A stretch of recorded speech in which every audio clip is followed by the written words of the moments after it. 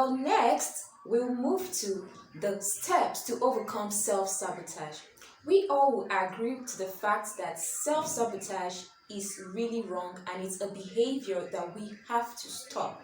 Because if we don't stop it, we won't be able to reach the heights that we all want to attain. We won't be able to achieve success and progress in our lives. We will just be having setbacks, all sorts of setbacks and regrets and regression, and we keep questioning ourselves. What are we not doing right? This is what we are not doing right. We are self-sabotaging. So from now henceforth, with learning these steps to overcoming self-sabotage, I hope that we'll be able to work towards them, apply them, and overcome whatever behavior that is self-sabotaging that we are portraying or displaying.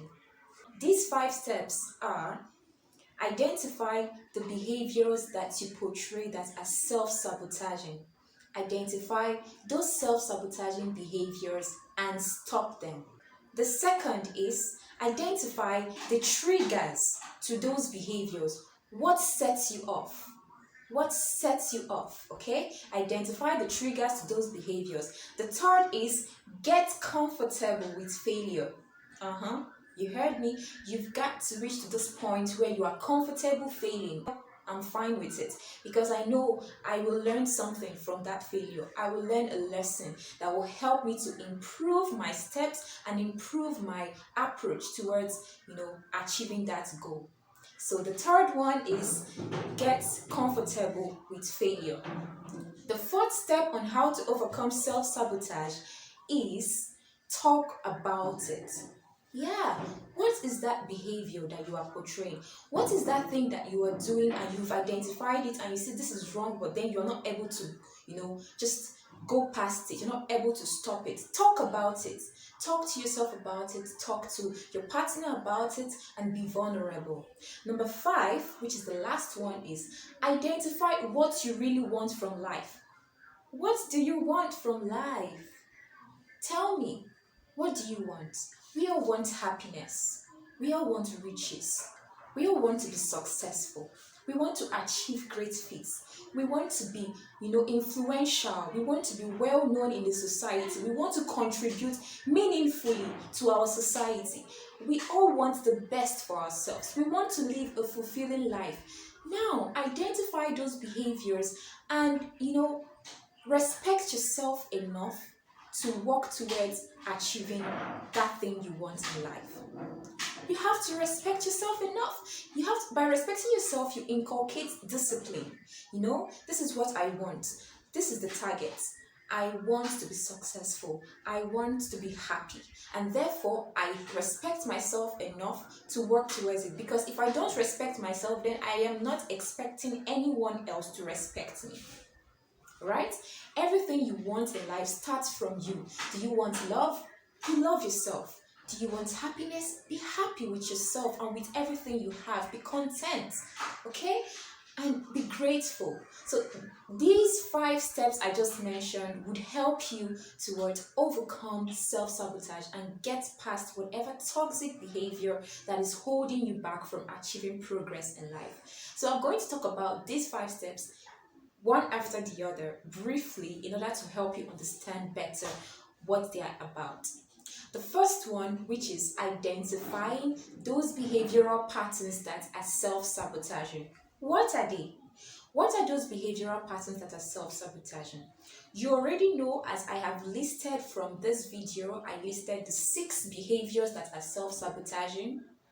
I talked about blaming others, procrastination, difficulty stating your needs, self-pity, self-doubt, dating the wrong persons, and starting conflict, starting fights. So these 6 behaviors, you already see them and you've seen, I have explained to you how they are self-sabotaging. Stop them. The first step is identify which of these behaviors that you portray and stop them. How do you stop them? Work towards it. The first is identifying it. Good. Once you identify it, then the next step is find out the triggers. What triggered those behaviors. What makes you portray those behaviors? What sets you off? What is that thing that when it happens, or when you're in that situation, you just find yourself displaying those self-sabotaging behaviors? That is the next step. Identify your triggers. Some of the known triggers to self-sabotaging behaviors are boredom. Boredom, yes. When you're bored, you start to feel lonely. You start to feel everyone has deserted you. You start to feel worthless. You feel people do not love you, or you feel people hate you. And so many negative ideas just start to come to your head just because you are bored. Just because you are alone. Because of course, boredom mostly happens when you are alone. So you're just in your room alone, and then all these ideas start to come to you that, I'm deserted. No one loves me. But people love you. People love you. Your family love you. Even people sometimes that you're not even aware love you. They just see you on the street, on the road, and they admire you. Yes, they admire you, and you don't know, you're not aware of that. So you have to, identify what is that trigger. Is it boredom? When I'm bored, do I start to feel self-pity, which is a self-sabotaging behavior? Stop it. You can be alone, but you are not lonely. Okay? The next trigger can be fear. Just because you're afraid, of maybe a negative outcome or a bad outcome to a situation, fear, we all know, is false experiences or false images appearing real. They are not real. They are just appearing to be real. So fear is mostly false. In fact, fear is false because once you walk towards it, if you counter it, you're definitely going to get success. If you counter your fears, okay, you get success. On the other side of fear lies achievement. Therefore, fear can be one of the triggers that kicks off those self-sabotaging behavior, and then you lose control and start to self-sabotage, thereby undermining your chances of success. Another self-sabotaging behavioral trigger is things going well. When things are going so well and it feels like you are, everything is just fine and things are just so good to be true. Some of us have been in that situation where things are just so good to be true, and then because of they are so good to be true, you self-sabotage. It starts to trigger self-doubt. It starts to trigger some self-sabotaging behaviors that just undermine you and make you feel less of yourself, make you to lose confidence in yourself, or just make you to feel negative, and thereby attracting negative emotions or energies to your side. Why? Just because you are triggered by things going well. You have to understand the fact that yes, things can go well and things will just be fine. Things can go well for you. You shouldn't ever think that things will go wrong because things are going well. Okay? Some people, when things go so well for them, they start to say, yeah, just give it time. It's just a matter of time and we will see the end. It will still, things will still go wrong. No, things can go well, and all you have to do is to enjoy it while it lasts. Well, it can last forever. It can last for whenever it wants to last. But the major thing is, do not sabotage that thing going well by, starting to feel negative and attracting negative energies to yourself. No.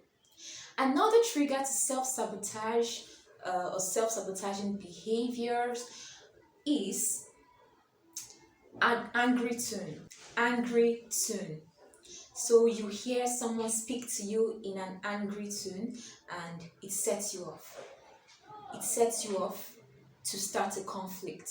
It sets you off to pick a quarrel or fight.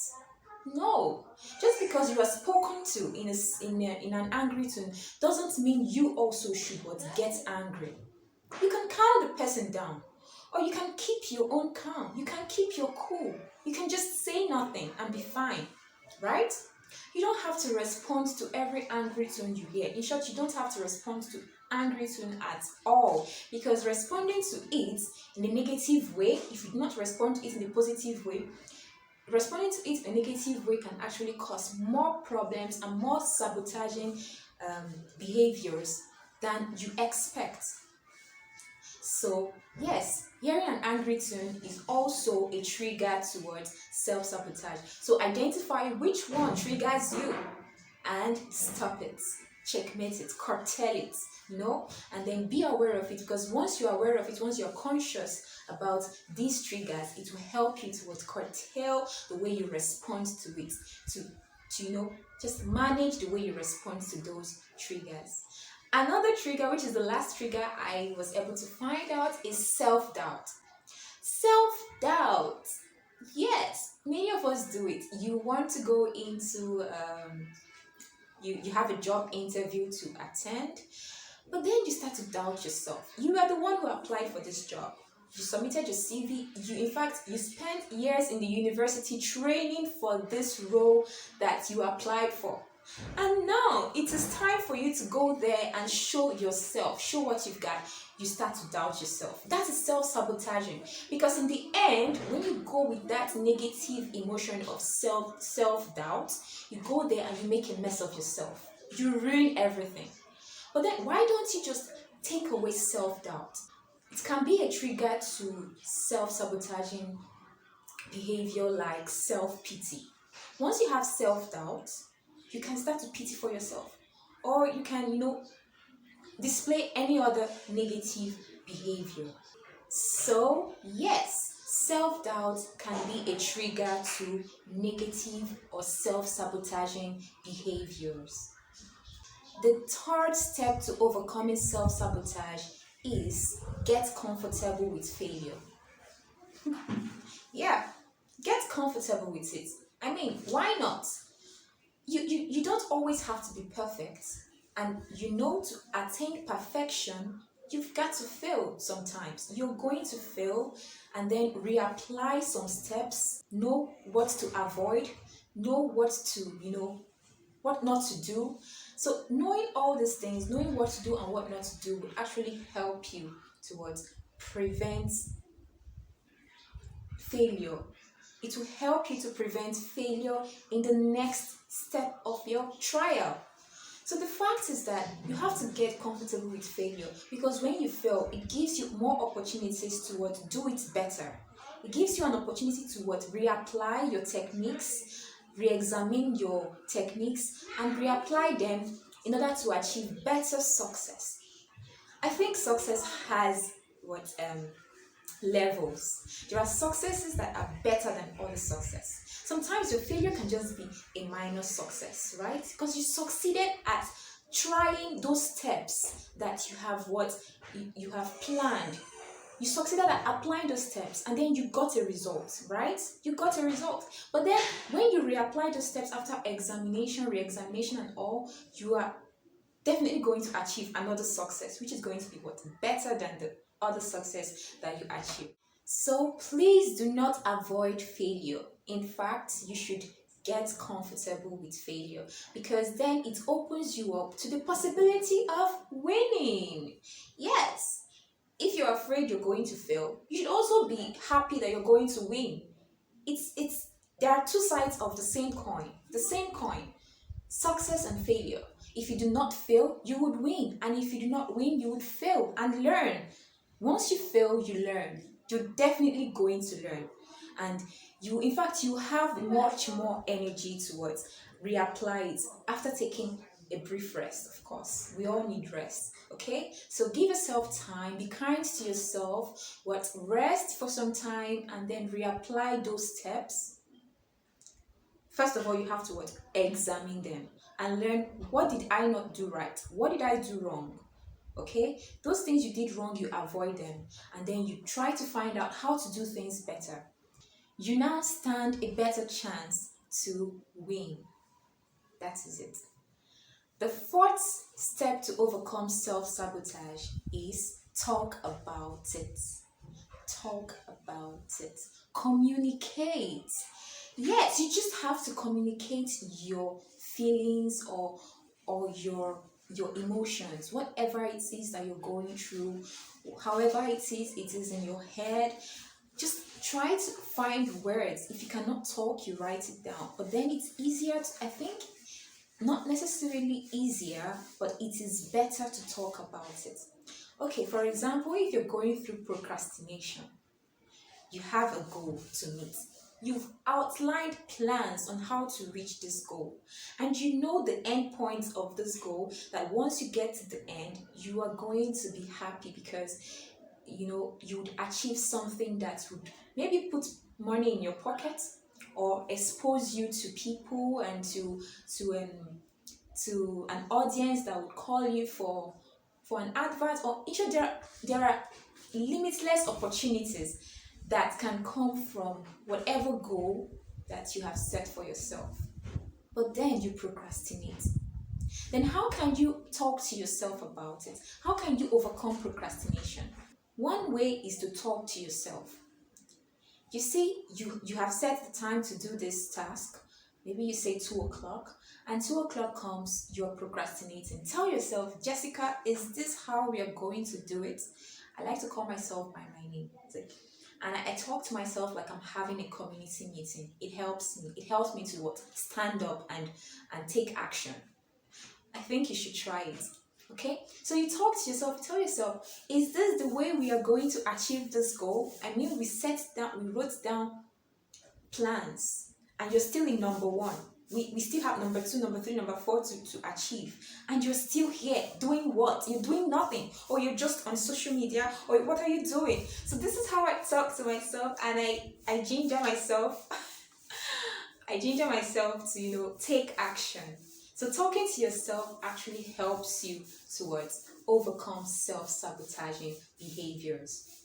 Also, if you're in a relationship and you're afraid that the relationship is about to end, or because it's going so well, it's all rosy and things are happening so fine and you're happy, but then because everything is just happening fine, no quarrels, nothing, you start to have this fear of failure. Yeah, you can talk to your partner about it. Tell your partner, I love you so much and I am afraid I will lose you. I am afraid to lose you. I do not want to lose you. By conveying your feelings to your partner, you share those feelings and your partner is able to ease off those burdens, because of course your partner also in that rosy relationship wants the best for you and wants to be with you because you make her happy or you make him happy. So talking about it goes a long way to overcome that self-sabotaging behavior of self-doubt or fear of failure or whatever it is. Okay? So yeah, talk about it. I think the reasons why people do not like to talk about the feelings or whatever they're passing through is because they fear vulnerability. Many people do not want to be vulnerable. I do not want to be vulnerable. You don't want to be vulnerable. In fact, it's natural for human beings not wanting to be vulnerable. But then you should be reasonable about it. And you should understand the fact that real connections, lasting connections are created when one opens oneself up to being vulnerable. Vulnerability is the only way you can actually create real bond and connection between people. When they see your soft spot, people, well-meaning people, would always have a soft spot for people. So when they have compassion, it's a natural ability to have compassion for someone. So when you open up, I'm afraid I'll fail. I'm afraid this wouldn't go well. I'm afraid when you open up that vulnerable aspect of you, you actually create bond or connection between you and someone else. It could be your partner, it could be your sister, it could be whoever, even your work colleague.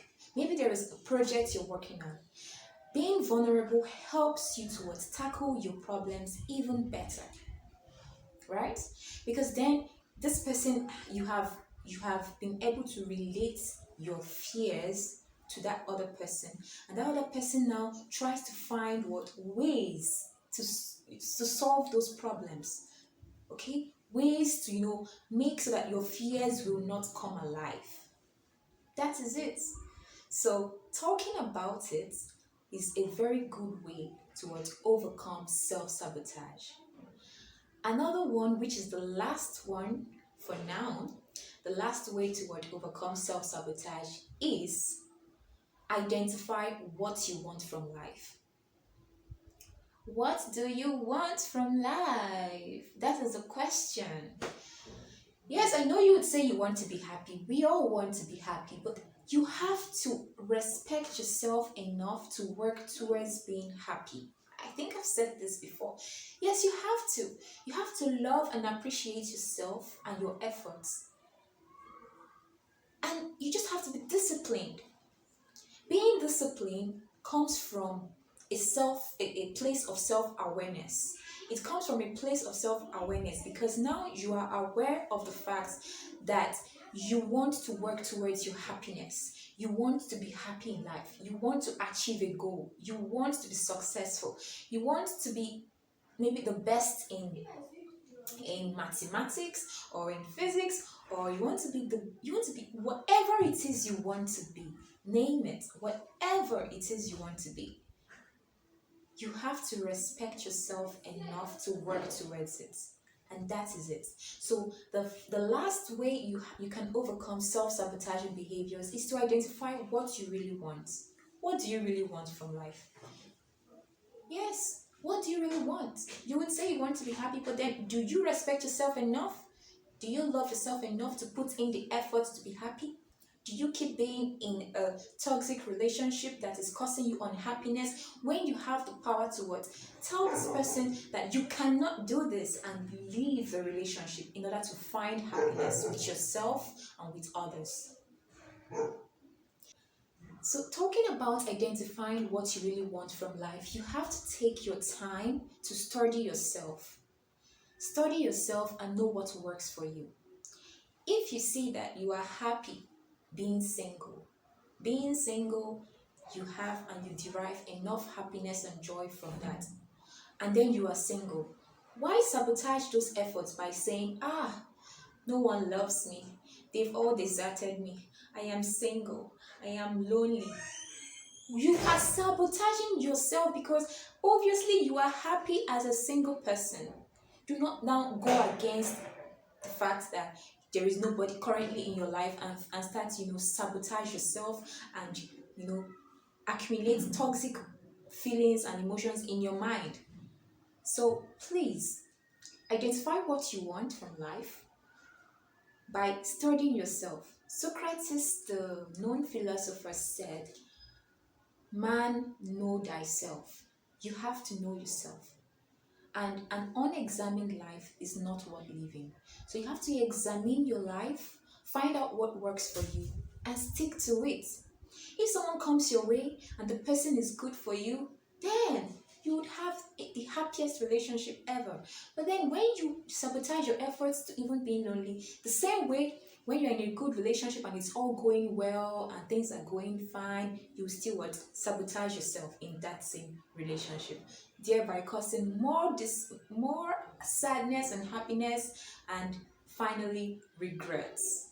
So if we are courageous enough, if we are disciplined enough to love ourselves and respect ourselves enough, we would put these 5 steps to practice. We would apply them and make sure that we rid ourselves from whatever self-sabotaging behaviors that is still lingering in our lives. Maybe those are behaviors we got from childhood, or those are behaviors that come from the fear of failure or the need for control. Whatever behaviors they are, you are able to overcome them. You can overcome them. How would you overcome them? By applying the 5 steps to overcoming self-sabotage. They are: identify those self-sabotaging behaviors and stop them. Identify the triggers to those behaviors. What are those things that set you off? Okay. Thirdly, get comfortable with failure, because failure is a must. Okay. Do not avoid mistakes. Do not avoid making mistakes or being a failure in a task or whatever. Do not, because when you fail, you learn. And the 4th one is talk about it. Talk to yourself about it. Talk to your partner about it. Talk to your whoever it is you're dealing with, your colleague at work. Talk about it. Do not avoid vulnerability. Okay? Because it's only when we are vulnerable that we can create what? Connections with people. The fifth one is identify that thing you want from life. What is it you want from life? And start to respect yourself enough to work towards that thing you want from life. Because if you don't work towards it, no one will. No one will do it for you.